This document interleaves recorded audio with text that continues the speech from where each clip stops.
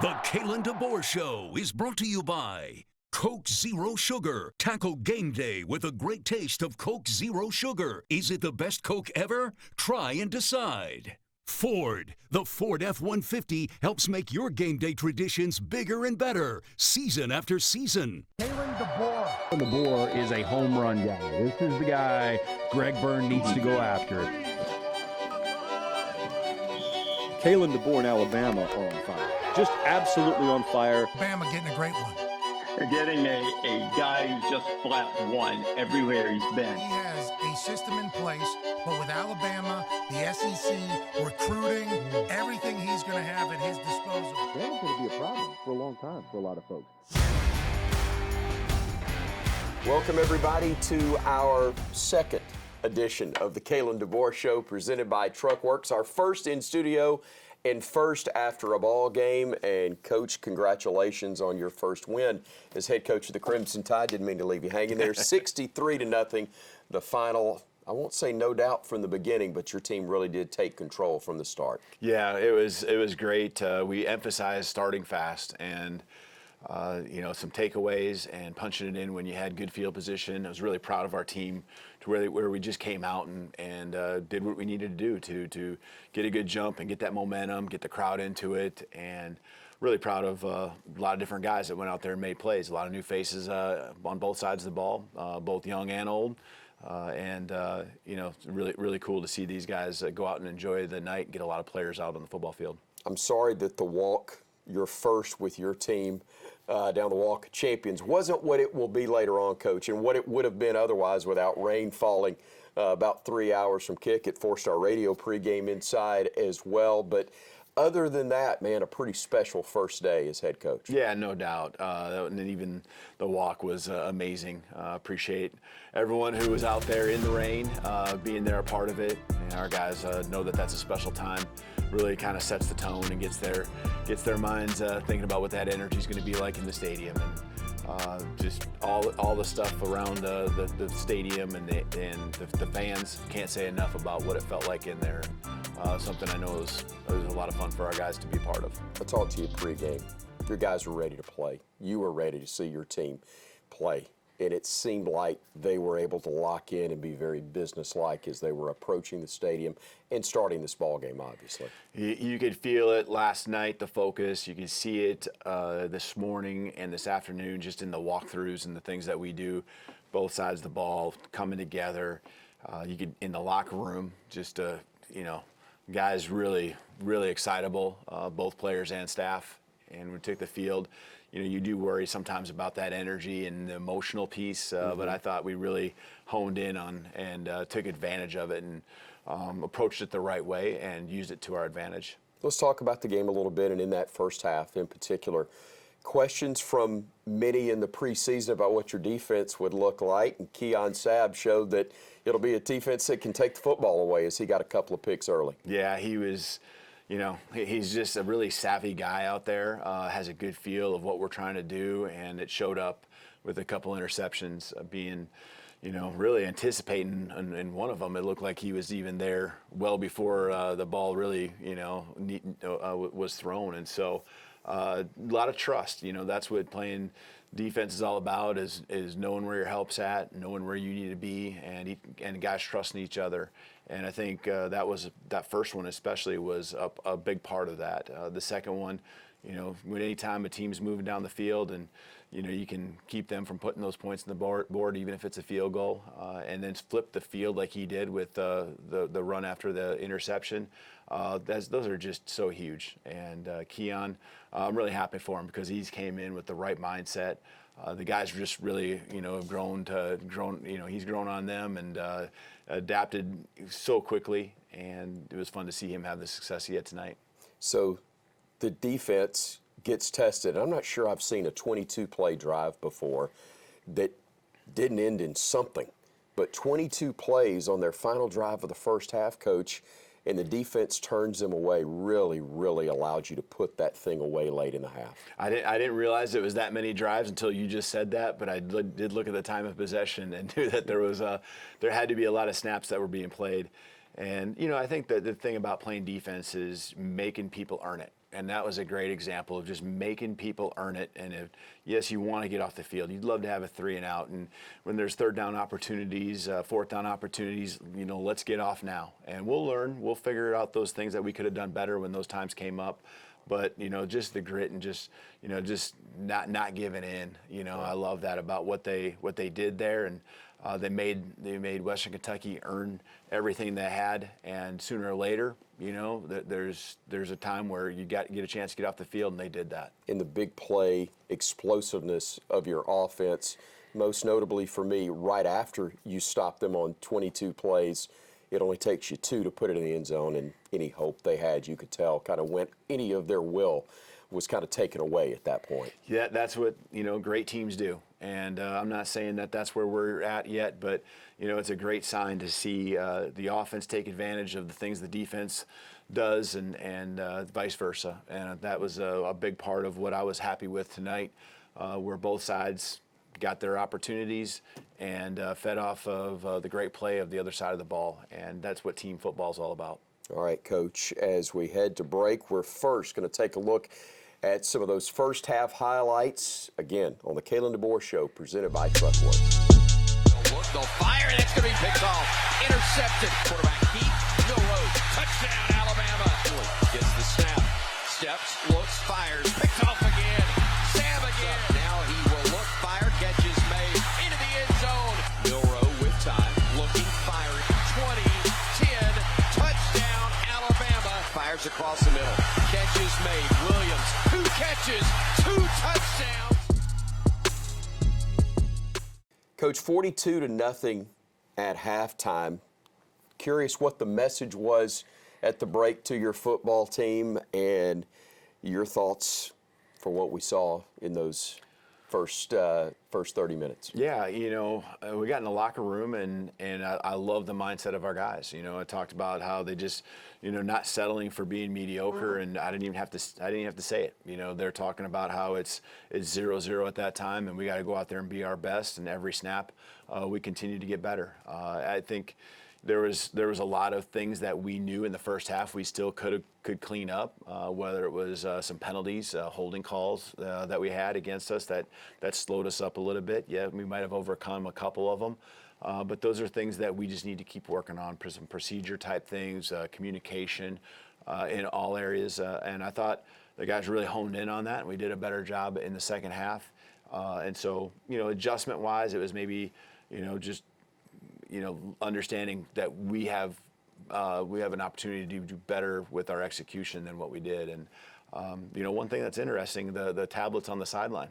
There's a lot of information that I thought we did a good job of getting in between drives, both sides of the ball, and just seeing and hearing the communication that's happening as I'm flipping on the headset. I thought we did a really good job, considering it's the first time we've ever had something like that. Right. From an overall standpoint, you want the win first. You want to be injury-free, I know. But you also, especially as you have a 42-0 lead at the half, you want a clean start to the second half so that you can get more guys in. How comfortable were you with that taking place? And also, what did you see from guys that didn't start the game but got some snaps in that second half? Yeah, I thought there were some really simple things we could have done better. Maybe the first offensive drive, coming out of the locker room, challenge the guys to do that. But there's some stuff too that was different pictures, and we can learn from it. And we did as the game went on when we got those same looks again. So it was great getting a lot of players on the football field. And I think especially when you think about, and we got to get there first, but you think about a long postseason possibility, those snaps do add up. And so getting some young guys in there playing a quarter or more, that was really great for their experience, their development and growth, and us understanding what they're capable of, and just bright lights being on and getting a chance to go do their thing. But just kind of also taking off those snaps from some of the players that we know we're going to need for the long haul. All right, Coach, let's get into those second half highlights. Each side.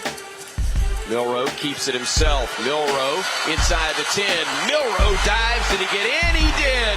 Touchdown, Alabama, and the Tide from the 19. Quarterback Keith And Simpson bounces it to the edge. Simpson 10, 5. Simpson trips up just shy of the goal line. Boy, it looked like he was going to get there. Firing, and the catch is made. A beautiful throw and catch. That is Jeremy Bernard, the junior from Los Angeles. Get in. He's very close. And yes, he does get in for his first Alabama touchdown. Back again is Riley. They'll hand it off to him. No, it'll be a keeper. Simpson right side. 10, 5. Touchdown, Alabama. Coach, I'm not sure if there is a number definition of efficient for a quarterback, but as I glance at Jaylen Milroe's numbers for the game, 7 of 9, 200 yards passing, 3 touchdowns, and then you throw in another 10 rushes, 79 yards, and 2 more scores as well. That's pretty strong. Yeah, I thought Jaylen did a nice job of taking advantage of the things that were given to him. I thought he was very decisive. Always a read here or there that we would have liked to have seen him do a better job with, but that's going to happen. And he was really out there, I thought, playing confidently and deciding when he was going to run or throw, understanding what he's capable of. I thought he really manipulated the defense, whether it was reads and it was a pass and going through that progression, or the times when he maybe escaped the pocket or stepped up and, pulling the defense to him and throwing it, and the next time them dropping off and him taking off and getting those yards with his legs. And that's something that, separates him from pretty much the rest of the country when it comes to being a great quarterback. Great quarterback, great young man, great leader for your program. Let's learn more as we go all access with Jaylen Milroe. My name is Jaylen Milroe. I'm from Katy, Texas, and I went to Ober D. Tompkins High School. Milroe tucks it, runs, a lot of room, 45, 40, foot race, 30, 20, 10, 5, touchdown, Alabama. I think the quarterback position is a unique position because you embrace a leadership role before you even take it on. And so, I like that aspect of it, just the leadership role that comes with it, and also just allowing you to be a servant leader in a way. So my dad actually, taught me the position, the quarterback position, and it was an opportunity for us to build our relationship and have also, a relationship with football, and also just bonding together. So, so I think that was just a great opportunity for both of us. I'll say it's a unique experience with being coached by Coach Saban and now the transition to Coach DeBoer. Definitely fortunate, glad I was able to have a chance to be coached by the greatest coach of all time. Now with Coach DeBoer, it's something special to be the first team under him and have the opportunity to grow and lead under him. Embrace the role of being a starting quarterback for the University of Alabama, the state of Alabama. We're playing for each other. We're playing for our families. And we have a bunch of stuff we're playing for. And also you gotta, put in the mix that we're playing for a bigger purpose. Each step of the way during the season is going to catapult you to your long-term goals. So it's an awesome feeling to have the opportunity to run out with your teammates and especially at home. It's awesome. So it's just a great feeling to have as a player, just playing for our fans. The fans are a part of the athletic department for Alabama. At the end of the day, we're playing for a crowd of people, and as much as you pour into the university and pour into us, we want to give you the best shine as possible for us on our end. We're going to prepare hard, and we're just going to try to strive for excellence in a sense. So we're very passionate about y'all. We love y'all, and we just want y'all to pour into the crowd this year and get Brian Denny rocking. Coach, we've already talked about a lot of numbers and a great debut for the offense, which means I'm sure that your offensive coordinator, Nick Sheridan's probably going to sleep well tonight. Well, he's also going to sleep well because he had to go from the box to the field and back up to the box in that first quarter with the whole headset thing and Western Kentucky's going down and how the rules forced you to have to take your headsets off. And it's one of those things, you just don't know how long that's going to happen. And so we found a way to get him down there quickly, and that's not easy in a big stadium like ours, but he called that first series on the sideline with no headset, and there's a lot of communication that's got to happen even amongst us getting the right players on the football field. So can't say I've ever had that happen ever in all my years of coaching, and probably, I guess, maybe don't understand how much it does happen. But I thought he just did a great job of being composed, staying the course. It really didn't faze him. And as the game went on, I thought he just did a great job of communicating with his staff, communicating with the players, staying the course, sticking with the game plan, and making the small adjustments that were needed. He has obviously been a big part of what you're trying to get in place at the start of your stay here at the University of Alabama. Let's spend some time getting to know more about the offensive coordinator of the Crimson Tide as we go Mercedes-Benz All Access with Nick Sheridan. I'm Nick Sheridan. I'm from Michigan, and I went to the University of Michigan. My favorite memories as a player were certainly the relationships, that I had with my teammates and my coaches.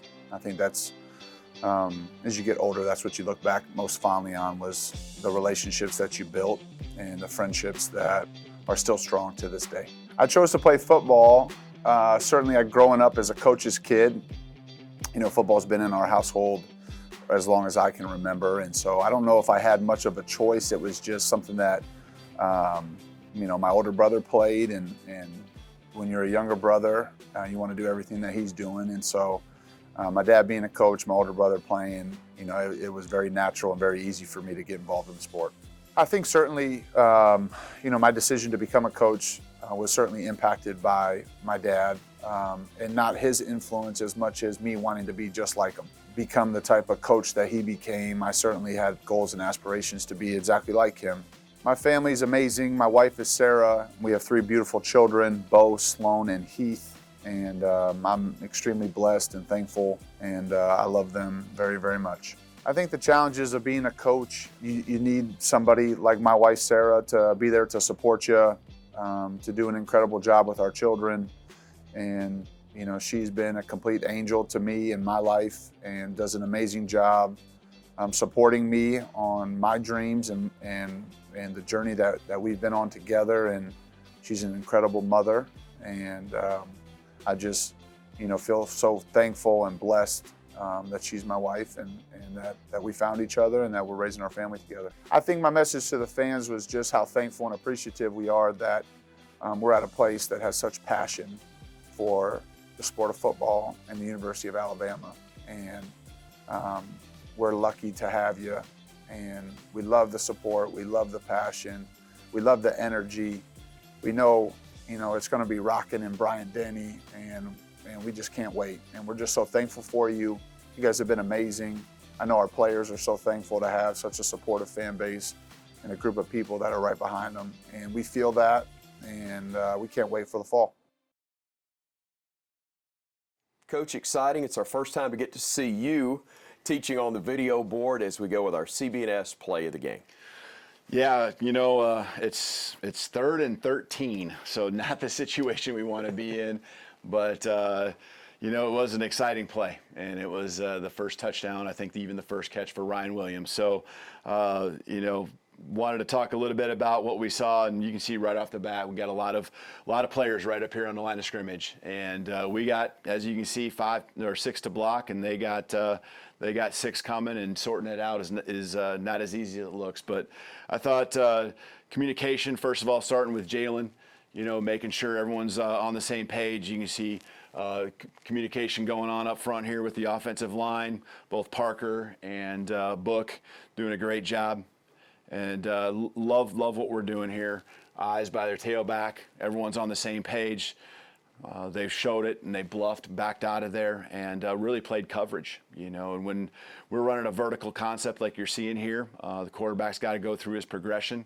A lot of times this ends up in a check down type of play. Defense is just going to try to keep you in front of them and find a way to get off the field. But we had practiced this throughout the week, knowing that we might get, in this case, a corner that may not drop to the depth and maybe us have the chance to run by him. I see in the slot receiver here, number 2, a guy doing a great job. Germ running right past the safety and really working to his landmark and through the inside of the safety and drawing that coverage towards the middle of the field, which allows Ryan to be one-on-one. And I love what I see here with Jaylen. You can see from the behind shot that he gets into his drop, and there's a rhythm to what he's doing. I love where his eyes are at. He knows what he's looking for. Got a deep drop, knowing that there's going to be a full pass rush setting that depth in the pocket, and then stepping up, 2 hitches, and balls out. And so timing's a key thing, trusting your offensive line, him putting it right on the money, and then Ryan doing, what he needs to do. Looking it in first and understand that you can't go anywhere without the football, and finding a way to score his first touchdown here as a member of the Crimson Tide football team. So exciting time for everyone. Love the way the fans got into it, and great execution at an important time on 3rd and long. Coach, we get a chance to talk about another night game, hopefully rain-free, so we can enjoy pregame a little bit more. But what's next is South Florida, and that's a 6 o'clock kick on ESPN. Yeah, and last year is last year, this year is this year. This is the 2024 team, but we certainly know, what South Florida is capable of, and pushed us to the limit a year ago. Going to bring in some great talent, some great skill, and we got to be ready to play. And this is a place where we're always going to get the opponent's best shot. And, the guys will be excited. None of these points that we scored tonight, I reminded them in the locker room, carry over to next week. So it starts over 0-0. They're determined to have a great week, I can tell already, and build on what we did tonight. 63-0, again, the final in your debut as the head coach of the Crimson Tide. Not being greedy, but we'd love to see a similar result next week. South Florida coming in. Coach, thank you for the time. Appreciate it. As always, we thank you for joining us, and we'll see you next time here on the Kalen DeBoer Show, presented by Truckworks. The Kalen DeBoer Show is brought to you by Coke Zero Sugar. Tackle game day with a great taste of Coke Zero Sugar. Is it the best Coke ever? Try and decide. Ford. The Ford F-150 helps make your game day traditions bigger and better, season after season.